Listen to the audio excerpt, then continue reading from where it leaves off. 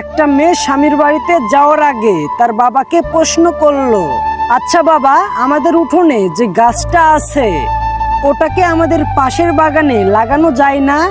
এই প্রশ্নের উত্তরে তার বাবা বলল, এই গাছটা 4 বছর পুরাতন একটা গাছ। এই গাছটাকে যদি অন্য জায়গাতে নিয়ে যাওয়া হয় তাহলে সেটা নতুন মাটিতে মানিয়ে নিতে পারবে না, গাছটা মারা যাবে।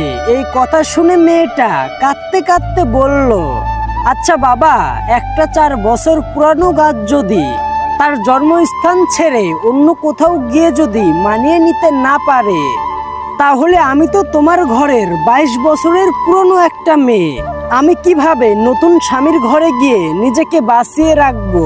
আসলে আমরা ছেলেরা মেয়েদের জীবনটা যত সহজ মনে করি ততটাও সহজ না। আমরা হয়তো ভুলে যাই আমাদের মতন ছেলেকে যে আল্লাহ বানাইছে ওদের